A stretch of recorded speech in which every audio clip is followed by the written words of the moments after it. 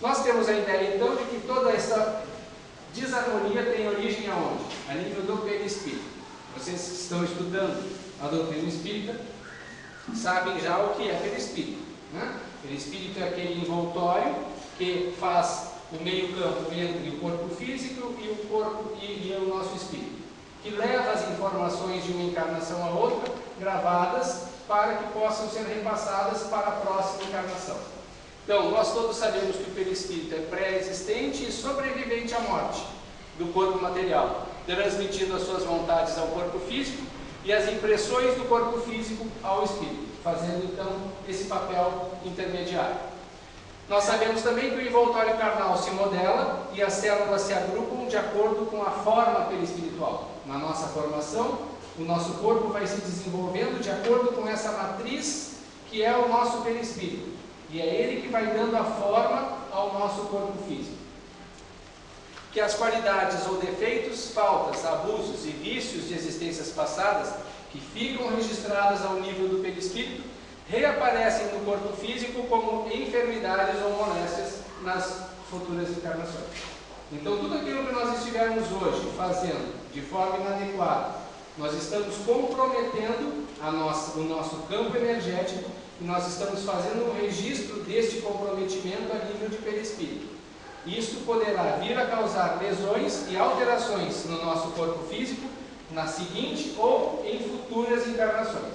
Nem sempre algo que nós fazemos numa encarnação se dá exatamente na seguinte encarnação. Às vezes nós passamos 3, 4 encarnações para manifestar uma alteração que foi registrada antes.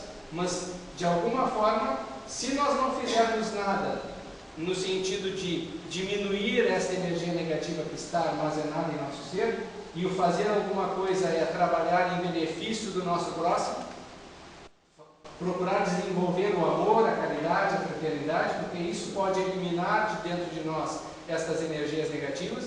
Então, se nós não estivermos fazendo nada nesse sentido, nós somos candidatos a termos alguma alteração em encarnações posteriores. Quando repetimos escolhas inadequadas, nós podemos ter, por vezes, uma satisfação inicial, mas nós teremos um sofrimento posterior. Quando nós comemos demais, existe uma satisfação nessa situação, mas esse abuso tem a sua consequência. Surgem alterações bioquímicas, alterações dos neurotransmissores, que vão ser responsáveis pelos estados de ânimo. E isso tudo fica registrado a nível perispiritual. Inúmeras almas já renascem adoecidas ou com os componentes psíquicos enfermos. Nós vemos cada vez um número maior de crianças hoje nascendo com depressão. E o que é isso? São espíritos que desencarnaram, vítimas da depressão, vivenciando uma depressão, e como isso foi registrado a nível de perispírito, elas já retornam ao plano físico com essa informação. E elas precisam aqui, como todos nós, precisamos, enquanto estamos encarnados no plano físico, modificar as nossas atitudes. Porque é aqui que nós vamos estar modificando o nosso DNA. E o nosso DNA modificado é que vai influenciar a nossa próxima existência. Então, nós precisamos a cada dia estar controlando e cuidando dos nossos pensamentos, das nossas escolhas, dos nossos atos. Em grande parte dos casos, o componente inicial dessa enfermidade é a falta de auto-amor. Nós ainda não aprendemos a nos amar. Nós estamos ainda presos no ama ao teu próximo, mas esquecendo que Jesus disse, como a ti mesmo. Se nós não estivermos desenvolvendo o auto-amor, nós teremos dificuldade em amar verdadeiramente o nosso semelhante. O ato de amar a si mesmo é uma lição que todos ainda temos de aprender. Muitas reencarnações têm por objetivo único restabelecer o desejo de viver e recuperar a alegria de sentir-se em paz. Uma consequência da falta do auto-amor, então, é a depressão. E o que é a depressão? Como se conceitua a depressão à luz da doutrina espírita?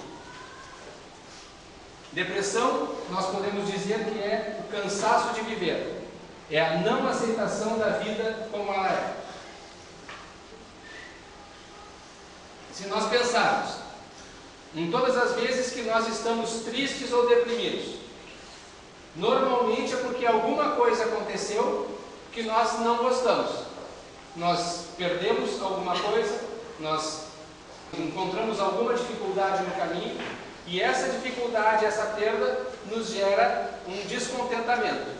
E nós não aceitamos isso. De tanto não aceitarmos, se nós já temos essa predisposição, que se diz hoje em dia, existe um gene para depressão, existe de tanto nós modificarmos a nossa forma de enxergar a vida, nós provocamos uma alteração de DNA em encarnação passada, nós estamos podendo até provocar nessa encarnação, e alterando o nosso DNA e provocando a genética, um gene que vai nos levar, favorecer, facilitar o desenvolvimento de uma depressão.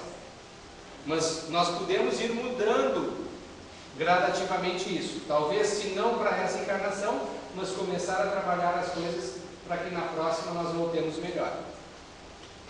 É uma doença-prisão que caça, que tira a liberdade da criatura rebelde, viciada em ter os seus caprichos atendidos. É uma intimação de leis da vida, convocando a alma a mudanças inadiáveis. Então, quando a depressão aparece, de acordo com o que a gente tinha falado lá anteriormente, que a doença muitas vezes é um chamamento de algo que está acontecendo e que nós precisamos transformar. Ela está nos chamando a mudar, sair daquela situação em que nós estamos nos encontrando. E isso, talvez, como disse antes, necessite por um tempo de uso de uma medicação química, se nós já avançamos tanto nessa insistência em enxergar as coisas por um lado negativo, que em um determinado momento eu preciso utilizar um antidepressivo. Mas isso não quer dizer que em todos os casos eu vou ter que utilizar esse antidepressivo o resto da vida. Nós vemos muitos pacientes que ficam com o antidepressivo por muitos anos, porque eles se sentem mais seguros e porque eles não têm interesse em fazer nenhuma mudança. Porque as mudanças exigem sacrifícios e muitas vezes nós não estamos interessados em fazer sacrifícios. Em tese, depressão é a reação da alma, que não aceitou a sua realidade pessoal como ela é, estabelecendo um desajuste interior que a incapacita para viver plenamente. É importante, então, nós buscarmos o autoconhecimento com o auxílio de psicólogos e psiquiatras. Buscarmos a espiritualidade através do reencontro com o Pai Maior. E desenvolver humildade, flexibilidade e fé. Por quê? Sendo humildes, reconhecendo que nós não temos o poder supremo. Procurando ter fé, sabendo que nós estamos sempre amparados. E desenvolvendo esse processo de espiritualidade, nós vamos paulatinamente modificando a nossa forma de encarar as coisas.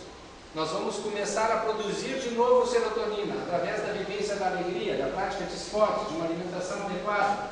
E com isso nós vamos nos candidatando a, quem sabe, com o tempo, ir nos desvencilhando da necessidade da medicação química. Mas isso não poderá ser feito sem um acompanhamento médico. Ninguém deve deixar o remédio simplesmente porque acha que não precisa mais. Ou porque alguém foi fazer uma palestra e disse que vocês devem tirar todos os remédios e só viver da parte espiritual agora. Então, para deixar bem claro, nós precisamos continuar com o acompanhamento, mas ligando-nos nesse outro fato, nós estaremos com boa chance de que daqui a algum tempo nós talvez não precisemos mais de alguns remédios que hoje nós estamos utilizando. No capítulo Receituário Oportuno, do livro Escutando os Sentimentos, de Vanderlei de Oliveira, Hermance Dufour nos diz ser necessário ingerir 3 medicações com frequência, para que nós possamos manter a nossa saúde mais equilibrada. Em primeiro lugar, acreditar que nós merecemos a felicidade, assim como todos os seres humanos. Todos nós merecemos a felicidade.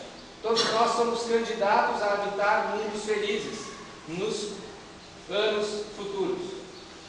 Provavelmente daqui a muitos anos. Mas nós todos merecemos isso. E ser feliz é contentar-se com o que se é, sem que isso signifique estacionar. É o amor a si.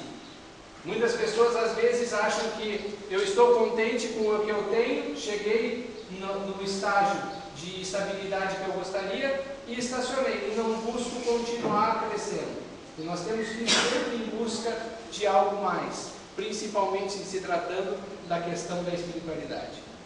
Então, em segundo lugar, parar de encontrar motivos externos para as suas dores, encontrando as causas íntimas. Porque dentro de cada um está a cura para todos os seus males. E se nós percebermos, muitas vezes nós dizemos assim: fulano, por que você está chorando? É por causa de fulano, é por causa de ciclano, é a minha mãe que não fez tal coisa. Eu estou sempre culpando os outros. E eu não estou vendo que eu estou reagindo de uma determinada maneira e por isso eu estou daquela forma. Eu posso reagir diferente. Nem todas as pessoas têm a mesma reação para os mesmos fatos. E o terceiro é uma mensagem direta aos espíritos.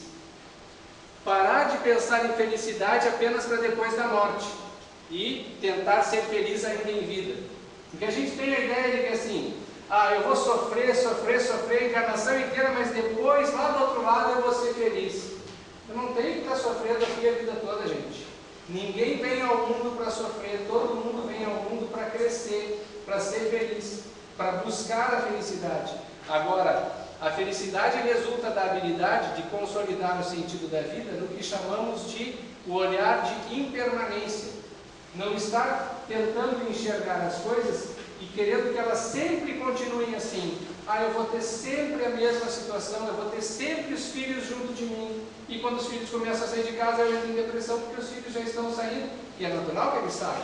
Nós já saímos e agora nós não queremos que os filhos saiam, mas nós temos a tendência a ficar olhando para a continuidade. E isso gera infelicidade. Nós temos que aproveitar cada momento e extrair a lição que ele pode nos transmitir.